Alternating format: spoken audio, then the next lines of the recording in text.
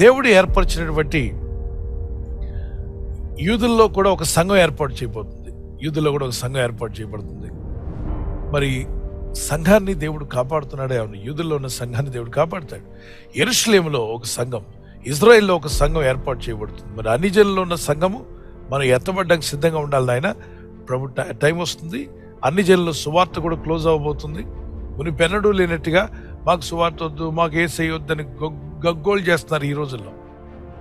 వద్దు వద్దని వీళ్ళు అన్న తర్వాత అప్పుడు అంటాడు, మీరే కదరా వద్దన్నారు, అందుకే నా సువార్త ఆపేశాను, నా మిషన్ కంప్లీట్ చేస్తున్నాను ప్రపంచం అంతా. ఓకే, నమ్మిక విశ్వాసం ఉండి నమ్మిన వాడు రక్షణ పొందుతాడు. మిగిలిన వారు వద్దని ఏడ్చిన వాడికి ఎందుకు ఇస్తాడు దేవుడు? నాకు వద్దు మొర్రా అన్నాడికి రక్షణ ఇవ్వడు. సో ఇప్పుడు ప్రపంచం అంతా మాకొద్దు మాకొద్దు మాకొద్దు అంటున్నారు కదా. ఇంతకుముందు అనేవాళ్ళు కాదు, ఇప్పుడు అంటున్నారంటే సువార్త ముగింపుకు వచ్చింది. ఇక అన్ని జనుల్లో సువార్త కార్యక్రమం మిషన్ దేవుడు కంప్లీట్ చేసి ఇజ్రాయెల్లోకి దేవుని ఆత్మ వెళ్ళి అక్కడ వాళ్ళని కన్విన్స్ చేయడం ప్రారంభిస్తే అక్కడ ఒక సంఘం ఏర్పడుతుంది.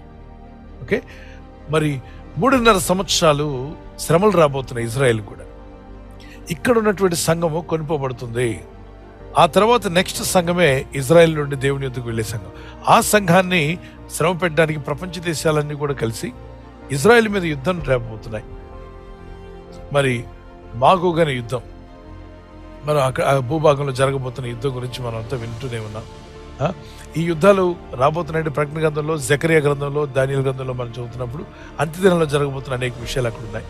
సో అక్కడ కాపాడడానికి దేవుడు ఇజ్రాయెల్ కొరకు, ఇజ్రాయెల్లోని సంఘాన్ని కాపాడడానికి దేవుడు ఏర్పాటు చేస్తాడు. మరి ఇజ్రాయెల్ ఆ యొక్క స్త్రీ తల మీద మరి నక్షత్రాలు కలిగి ఉంది. 12 నక్షత్రాలు అయినప్పుడు 12 గోత్రాలకు సంబంధించినట్టు కనిపిస్తున్నాయి.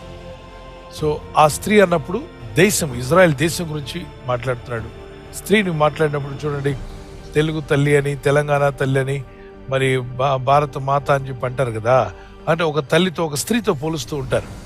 అలాగనే ఇజ్రాయెల్ను కూడా దేవుడు ఒక స్త్రీతో పోల్చాడు. ఇజ్రాయెల్ దేశాన్ని, సంఘం కూడా స్త్రీతో పోల్చబడింది. ఓకే, ఇది యోహాను గారికి దేవుడు దర్శనంలో, విజన్లో చూపించాడు కనుక ఇక్కడ ఎవరై ఉండాలి? 12 నక్షత్రాలు కలిగినటువంటి కిరీటం అన్నప్పుడు ఖచ్చితంగా 12 గోత్రాలు కలిగినటువంటి ఇజ్రాయేలు. ఆమెను హింసించడానికి అన్నప్పుడు ఈ ఘట సర్పం సాతానుడికి వాడి కోపం ఏంటంటే దేవుని పిల్లల్ని హింసించాలనే వాడి కోపం.